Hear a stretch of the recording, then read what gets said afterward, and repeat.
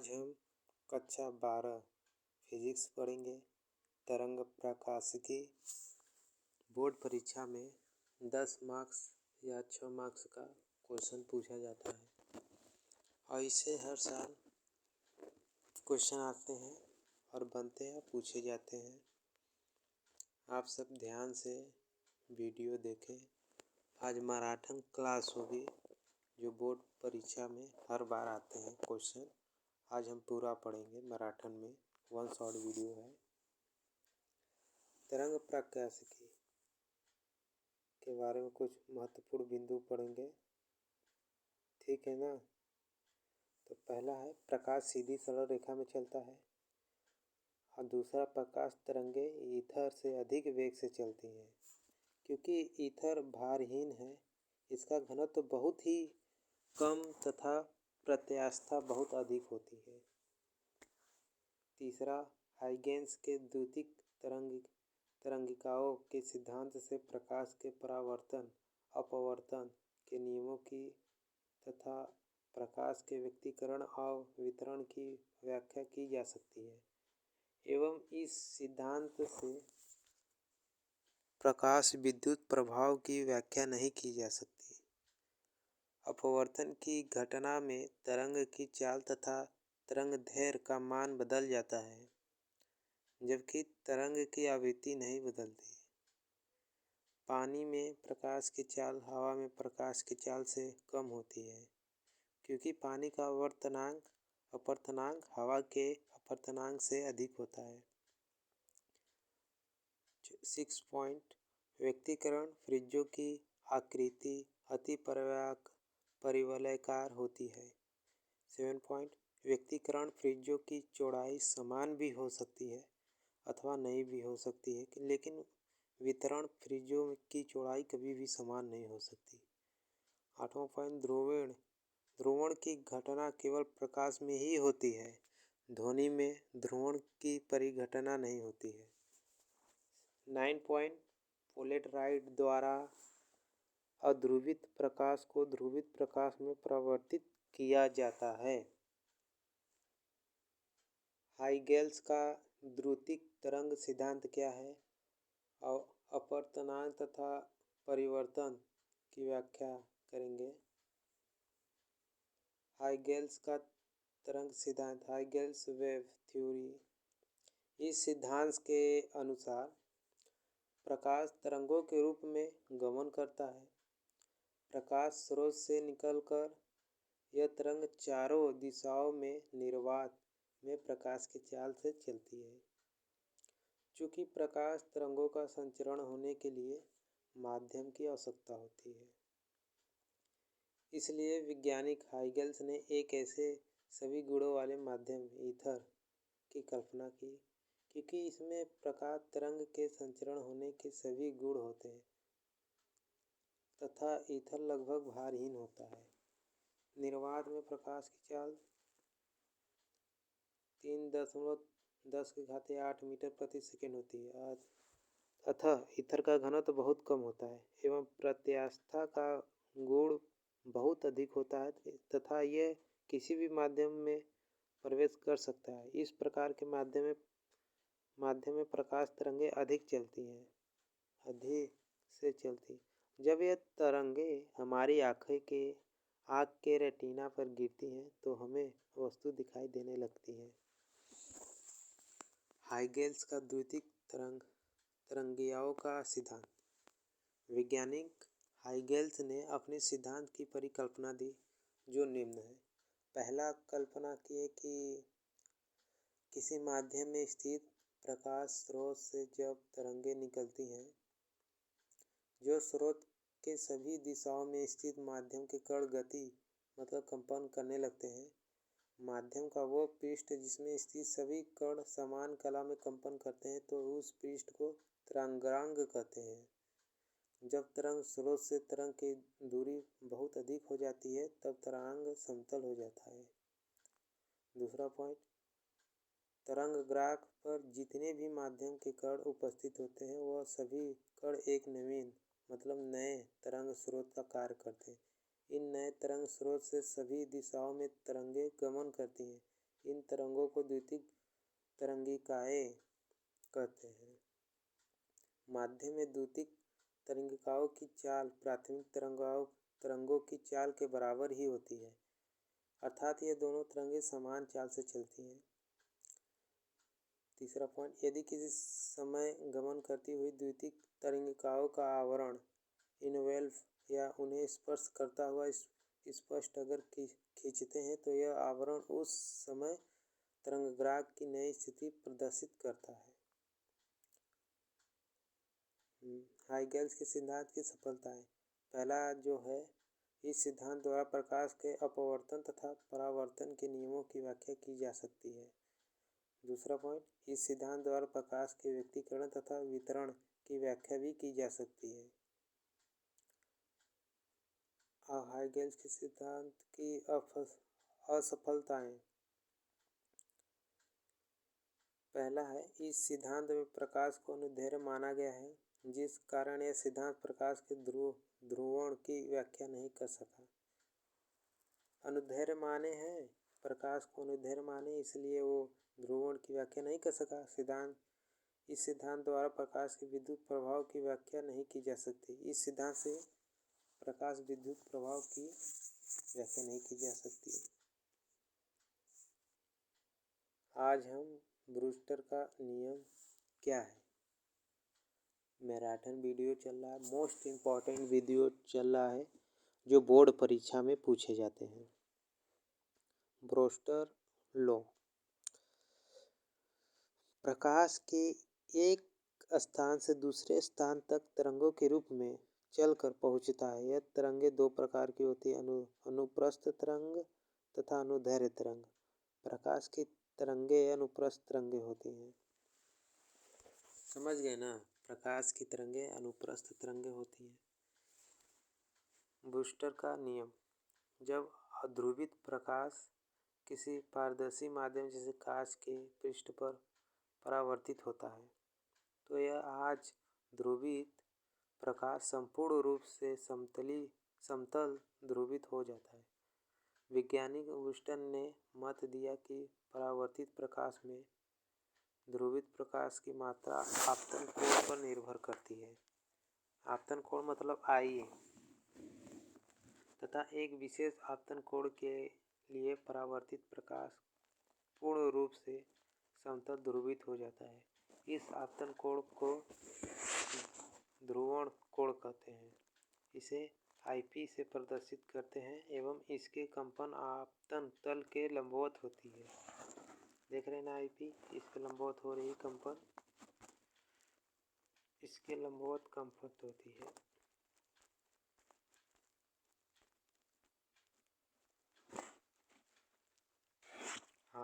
Brewster ने बताया कि पारदर्शी माध्यम के अपवर्तनांक तथा ध्रुवण कोण में निम्न संबंध होता है। चित्र देख लें। माना कांच का एक पृष्ठ जिस पर AB आपतित किरण तथा BC परावर्तित किरण और BD अपवर्तित किरण है।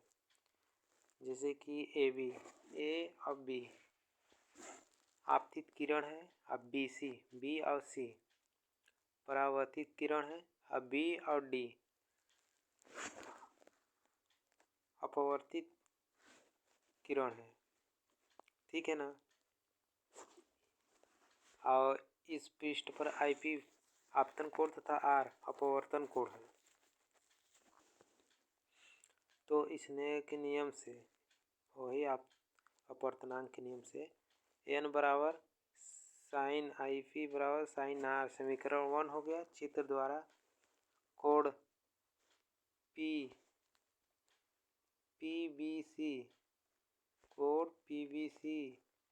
प्लस कोण CBD प्लस कोण QBD बराबर 180। तो कोण IP प्लस कोण CBD प्लस कोण R बराबर 180। समीकरण 2, चूंकि BC तथा BD परस्पर एक दूसरे के लंबवत है तो कोण CBD बराबर 90 तथा IP प्लस R बराबर 90 या R बराबर 90 माइनस IP। तो समीकरण 1 में R तथा कोण CBD का मान रखने पर N बराबर sine IP sine 90 minus IP। ठीक है, यही मान रख दिए हैं R के बदले में। तो N बराबर साइन IP बटे कॉस IP, उल्टा साइन का उल्टा, चूँकि साइन देखिए यहाँ साइन 90 माइनस 8 मतलब कॉस थीटा। इस संबंध को ही ब्रूस्टर का नियम कहते हैं। N बराबर 10 IP, N बराबर 10 IP। ठीक है, साइन और कॉस का उल्टा 10। आपतन कोण तथा अपवर्तन कोण के बीच संबंध समीकरण से, जैसे कि N बराबर साइन IP साइन R। अब ब्रूस्टर के नियम से 10 IP दोनों समीकरण की तुलना करने पर 10 IP N के स्थान पे साइन IP साइन R। तो यहाँ sine IP sine IP cos IP sine IP sine R। तो यहाँ साइन R साइन IP ये कट जाएगा, बचेगा साइन R बराबर कॉस IP। साइन IP कट जाएगा, ठीक है ना। फिर साइन R बराबर साइन 90 माइनस IP कॉस का है, तो R बराबर 90 माइनस IP। और जब इसको इधर लाएंगे R बराबर R प्लस IP बटे 90। इस समीकरण से स्पष्ट है कि परावर्तित तथा अपवर्तित प्रकाश की किरणें परस्पर लंबवत होती हैं। देख लिए ना। अब ब्रूस्टर का नियम का सूत्र है N बराबर 10 IP। व्यक्तीकरण किसे कहते हैं?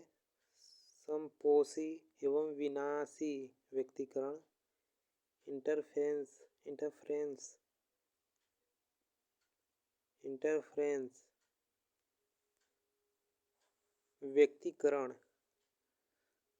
व्यक्तीकरण किन्हीं दो तरंगों के बीच होने वाली घटना है।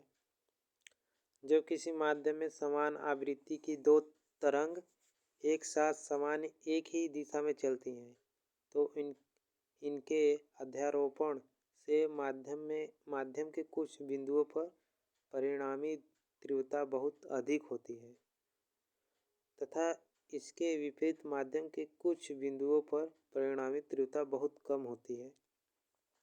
तरंगों की इस घटना को व्यक्तीकरण इंटरफेरेंस कहते हैं।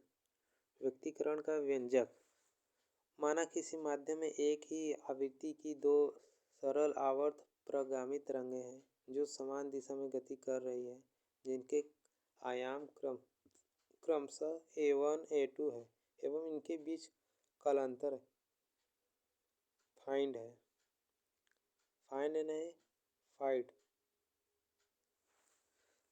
तथा इनकी तीव्रता फाइंड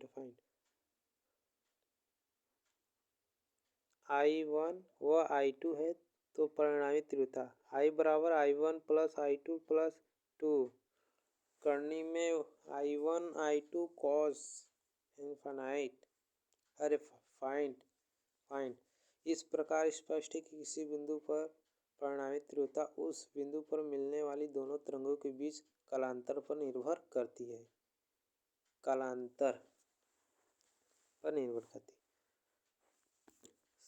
समपोषी व्यक्तीकरण के जिन बिंदुओं पर तीव्रता अधिकतम होती है, उस बिंदु पर हुए व्यक्तीकरण को समपोषी व्यक्तीकरण कहते हैं। कॉन्ट्रैक्टिव इंटरफेरेंस कहते हैं। समपोषी व्यक्तीकरण के लिए कॉस फाइंड बराबर 1 प्लस, चूंकि तीव्रता आयाम के वर्ग के अनुक्रमानुपाती होती है, इसलिए हेंस आई अनुक्रमानुपाती ए स्क्वायर या आई बराबर के ए स्क्वायर, के हो गया नितांक, तब परिणामी तीव्रता I maximum I1 plus I2 plus 2 करनी में I1 I2 into 1, I maximum करनी में I1 प्लस करनी में I2 ब्रैकेट बंद स्क्वायर ए प्लस बी स्क्वायर के सूत्र से ये हल करेंगे तो आई मैक्सिमम बटे के नितांक A1 प्लस A2 स्क्वायर ऐसे स्क्वायर। जिन बिंदुओं पर व्यक्तीकरण करने वाली तरंगे एक ही कला में मिलती हैं, इन बिंदुओं पर परिणामी तीव्रता अधिकतम होती है। विनाशी व्यक्तीकरण में जिन वस्तुओं पर तीव्रता न्यूनतम होती है, उन बिंदुओं पर हुए व्यक्तीकरण को विनाशी व्यक्तीकरण मतलब डिस्ट्रक्टिव इंटरफेरेंस कहते हैं। डिस्ट्रक्टिव इंटरफेरेंस कहते हैं। संतोषी व्यक्तीकरण के लिए कॉस फाइंड बराबर 1 है। चूँकि आई अनुक्रमानुपाती ए स्क्वायर तथा आई बराबर के ए स्क्वायर, तब परिणामी तीव्रता M minimum I1 plus I2 plus 2 करनी में I1 I2 into -1, I maximum करनी में I1 माइनस करनी में I2 स्क्वायर ए माइनस बी स्क्वायर के सूत्र से आई मिनिमम के A1 माइनस A2 बटे में स्क्वायर। जिन बिंदुओं पर व्यक्तीकरण करने वाली तरंगे विपरीत कला में मिलती हैं, तो उन बिंदुओं पर परिणामी तीव्रता न्यूनतम होती है।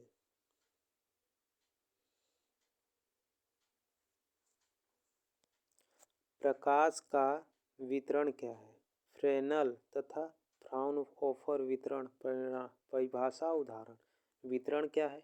जब किसी प्रकाश स्रोत तथा जिस पर प्रकाश गिर रहा है उस पर्दे के बीच में एक अपारदर्शी रोधक एवं उसमें एक छिद्र करके रख दिया जाता है। तो जब प्रकाश स्रोत से प्रकाश गिराया जाता है तो अपारदर्शी अवरोधक की छाया पर्दे पर बनती है एवं अवरोधक पर छिद्र के कारण प्रकाश का प्रदीप्त क्षेत्र पर्दे पर प्राप्त होता है। इस प्रकार हमें ज्ञात होता है कि प्रकाश त्रिज्यरेखी पथ पर चलता है। परंतु यदि अवरोधक तथा छिद्र का आकार छोटा कर दिया जाता है तो प्रकाश छिद्र के किनारों पर त्रिज्यरेखी पथ से विचलित हो जाता है एवं छिद्र के किनारों पर प्रकाश संपूर्ण रूप से मुड़ जाता है। अतः प्रकाश का इस प्रकार छिद्र के किनारों से मोड़ने की प्रक्रिया को प्रकाश का वितरण कहते हैं। डिफ्रैक्शन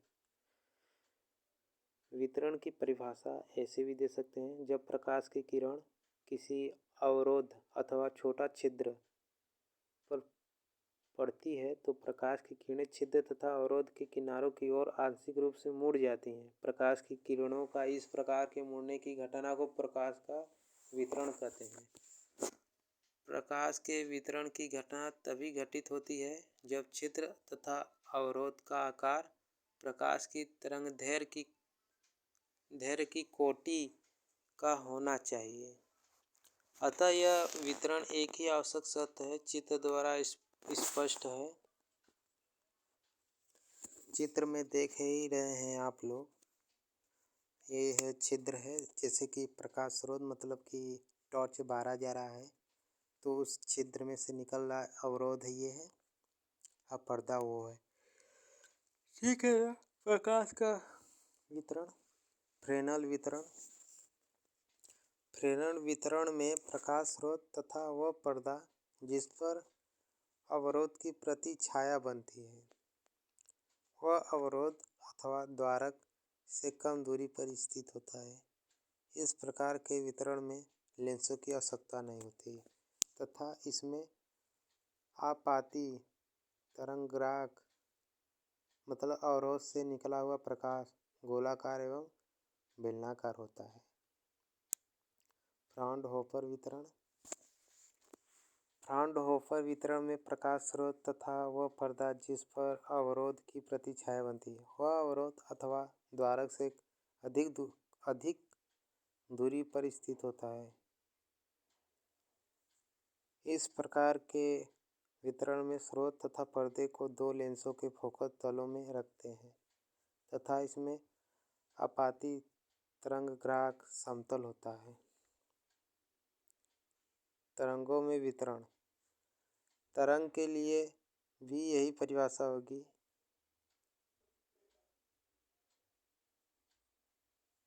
वितरण तरंगों का एक महत्वपूर्ण गुण है। यह केवल तरंगों में ही दिखाई देता है, कोणों में नहीं। तरंगों का अपने मार्ग से आने वाले अवरोध के किनारों पर आंशिक रूप से मुड़ना वितरण कहलाता है। ये सबसे सरल परिभाषा है। फिर से सुन ले। तरंगों का अपने मार्ग से आने वाले अवरोधों के किनारों पर आंशिक रूप से मुड़ना वितरण कहलाता है। प्रकाश का ध्रुवण क्या है? ध्रुवित, अध्रुवित तथा समतल ध्रुवित प्रकाश में अंतर। प्रकाश का ध्रुवण। जब कोई प्रकाश की तरंग किसी टूरमेलिन क्रिस्टल पर गिरती है तो क्रिस्टल से तरंग के वे कंपन ही बाहर निकलते हैं जो क्रिस्टल की अक्ष के समांतर होते हैं एवं बाकी कंपन क्रिस्टल के कारण बाहर नहीं निकल पाते हैं, वह रुक जाते हैं तथा क्रिस्टल प्रकाश की तरंग के बाहर निकलने के बाद कंपन तरंग की चलने की लंबवत तल में सभी दिशाओं में समान रूप से न होकर केवल एक ही दिशा में होते हैं। इस प्रकाश की तरंग को समतल ध्रुवित तरंग एवं घटना को प्रकाश का ध्रुवण कहते हैं।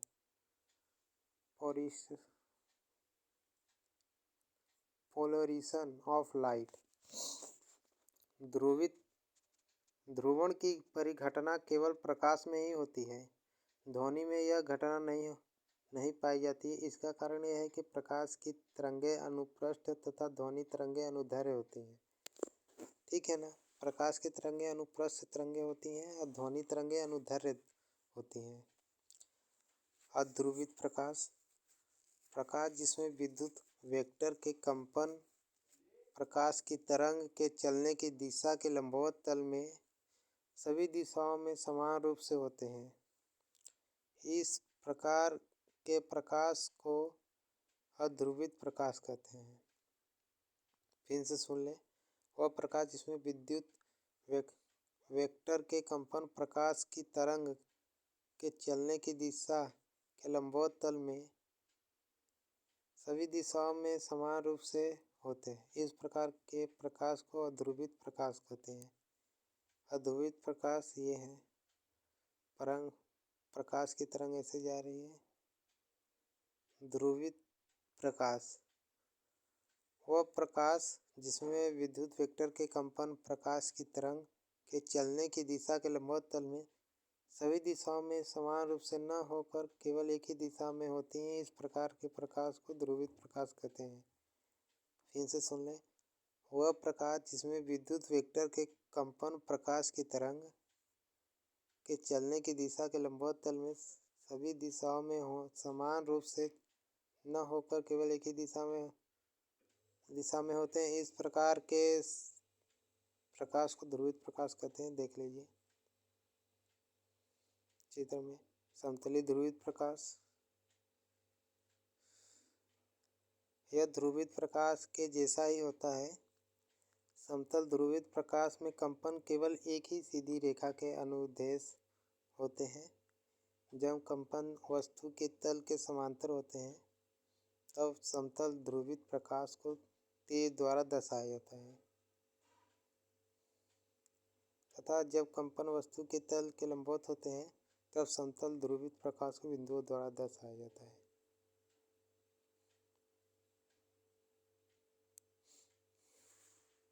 देख लेना। समतल ध्रुवित प्रकाश और ध्रुवित प्रकाश, इसमें विद्युत वेक्टर के कंपन प्रकाश के संचरण की दिशा के लंबवत तल में सभी दिशाओं में सममित रूप से न होकर केवल एक ही दिशा में होते हैं। इस अध्रुवित प्रकाश, इसमें विद्युत वेक्टर के कंपन प्रकाश के संचरण की दिशा के लंबवत तल में सभी दिशाओं में सममित मतलब समान रूप से होते हैं। पोलेराइड क्या है? कार्बनिक यौगिक हर्फेथाइट या आयोडो सल्फेट का क्यूनाइन के अति सूक्ष्म क्रिस्टल का नाइट्रो सेलुलोज की पतली चादर पर एक विशेष प्रकार की विधि द्वारा एक बड़े आकार की फिल्म बनाई जाती है। यह बड़े आकार की फिल्म ही पोलेराइड फिल्म होती है। इस पोलेराइड फिल्म को कांच की दो प्लेटों के बीच रखा जाता है। पोलेराइड अध्रुवित प्रकाश को समतल ध्रुवित प्रकाश में परिवर्तित करने की एक विधि है। पोलेराइड की कार्यविधि, जब अध्रुवित प्रकाश की एक किरण पुंज को पोलेराइड की फिल्म से गुजारा जाता है तो पोलेराइड फिल्म केवल प्रकाश के उन घटकों को पार जाने देती है जिनके विद्युत वेक्टर पोलेराइड फिल्म की ध्रुवण दिशा के समांतर कंपन करते हैं। इस प्रकार पोलेराइड फिल्म से बाहर निकले हुए प्रकाश के विद्युत वेक्टर एक ही दिशा में कंपन करते हैं। फिगर में देख लीजिए, पोलेराइड फिल्म यही है और यहाँ से ये अध्रुवित प्रकाश निकल रहा है, समतल ध्रुवित प्रकाश। अतः यह प्रकाश पूर्ण रूप से समतल ध्रुवित प्रकाश होता है। इस प्रकार पोलेराइड द्वारा अध्रुवित प्रकाश को समतल ध्रुवित प्रकाश में परिवर्तित किया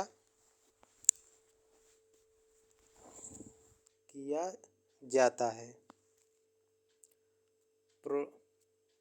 पोलेराइड द्वारा समतल ध्रुवित प्रकाश की पहचान करना। पोलेराइड द्वारा अध्रुवित प्रकाश को आंशिक रूप से ध्रुवित प्रकाश होने का पता लगाया जाता है। इसको 3 भागों में पढ़ेंगे। किसी पोलेराइड को आपतित प्रकाश के परितः एक पूरा चक्कर घुमाने में यदि निर्गत प्रकाश की तीव्रता में कोई अंतर नहीं पड़ता है तो आपतित प्रकाश अध्रुवित होता है।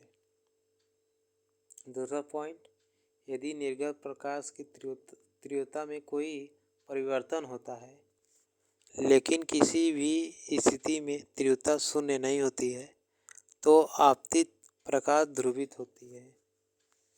तीसरा पॉइंट, यदि निर्गत प्रकाश की तीव्रता में अंतर होता है तथा एक चक्कर में 2 बार तीव्रता अधिकतम तथा 2 बार तीव्रता शून्य हो जाती है तो आपतित प्रकाश पूर्ण रूप से समतल ध्रुवित प्रकाश होते हैं। पोलेराइड के उपयोग, पहला पॉइंट है, पोलेराइड का सबसे महत्वपूर्ण उपयोग फोटो कैमरों में किया जाता है। इससे तस्वीर स्पष्ट दिखाई देती है जिससे फोटो साफ खींचे जाते हैं। दूसरा पॉइंट, पोलेराइड का उपयोग मोटर कारों की हेडलाइट में किया जाता है। इससे रात के समय सामने से आने वाले वाहन की लाइट से आंखों पर चकाचौंध नहीं पड़ती है। तीसरा पॉइंट, जब सूक्ष्मदर्शी द्वारा अति सूक्ष्म जीव देखा जाता है तो वह स्पष्ट नहीं दिखता, अतः यह सूक्ष्मदर्शी में पोलेराइड का उपयोग करके जीव स्पष्ट दिखाई देता है। मेल्स का नियम, मेल्यूस लॉ, जब किसी स्रोत से आने वाला पूर्ण रूप से ध्रुवित प्रकाश को किसी विश्लेषक पर गिराया जाता है तो विश्लेषक से बाहर निकलने वाले प्रकाश की तीव्रता, विश्लेषक की ध्रुवण दिशा तथा विश्लेषक पर आपतित प्रकाश की तीव्रता के बीच बने कोण को ज्या मतलब कॉस साइन के वर्ग के अनुक्रमानुपाती होता है। मेल्स का नियम है। माना विश्लेषक से बाहर निकलने वाले प्रकाश की तीव्रता आई तथा विश्लेषक व ध्रुव दिशा के बीच बना कोण होता हो तो मेल्स के अनुसार आई अनुक्रमानुपाती कॉस स्क्वायर थीटा आई बराबर आई 0 कॉस स्क्वायर थीटा, जहाँ आई ओ विश्लेषक पर आपतित ध्रुवित प्रकाश की तीव्रता है। इसे ही मेल्स का नियम कहते हैं। आई बराबर आई ओ कॉस स्क्वायर थीटा, यही सूत्र है। मेल्स नियम की उत्पत्ति, माना किसी विश्लेषक पर आपतित ध्रुवित प्रकाश की तीव्रता आई ओ है तथा इसमें विद्युत वेक्टर के कंपन का आयाम ए एवं इसकी दिशा तथा विश्लेषक की ध्रुवण दिशा के बीच का कोण है। आयाम ए को विश्लेषक की ध्रुवण दिशा के समांतर तथा लंबवत घटकों में वियोजित करने पर समांतर घटक जैसे ए कॉस, लंबवत घटक ए साइन, वही लंबवत मतलब समांतर, विश्लेषक में से केवल समांतर घटक ए कॉस थीटा ही गुजर सकता है समांतर घटक में, ठीक है ना। लंबवत घटक ए साइन विश्लेषक से नहीं गुजर सकता, समझ गए। लंबवत घटक से ए साइन थीटा विश्लेषक से नहीं गुजर सकता, अतः विश्लेषक से निर्गत प्रकाश की तीव्रता आई अनुक्रमानुपाती ए कॉस थीटा स्क्वायर, आई बराबर के नियतांक ए स्क्वायर कॉस स्क्वायर थीटा। समीकरण 1 मिल्स के नियम के सूत्र से आई बराबर आई ओ कॉस स्क्वायर थीटा समीकरण 2 हो गया। अब समीकरण 1 और समीकरण 2 की तुलना करने पर, जैसे कि तुलना कर दिए, आई ओ कॉस स्क्वायर थीटा बराबर के ए स्क्वायर कॉस स्क्वायर थीटा, तो कॉस स्क्वायर कट गया, तो आई ओ बराबर के ए स्क्वायर समीकरण 3 हो गया। समीकरण 1 से प्रकाश की तीव्रता आई बराबर के ए स्क्वायर कॉस थीटा ओ, अतः समीकरण 3 से के ए 2 का मान रखने पर प्रकाश की तीव्रता के 2 का मान मतलब आई ओ के 2 पर वही रख देंगे, आई बराबर के ओ कॉस स्क्वायर थीटा, यही मेल्स के नियम है। वही तो निकला जी, उसी का अपोजिट निकला।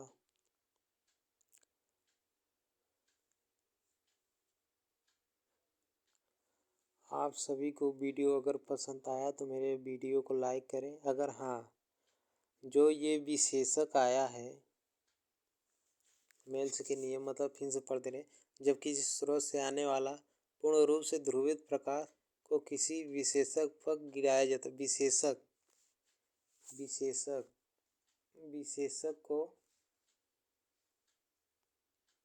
विशेषक जो है इसको पोलेराइड भी कहते हैं। विशेषक के स्थान पर पोलेराइड भी लिख सकते हैं, ठीक है ना। अब आप सब बोर्ड की तैयारी करें, अच्छे नंबर से पास हो जाएं। Thank you. ये मेरा 8वीं क्लास था। पूरा वीडियो देखने के लिए धन्यवाद।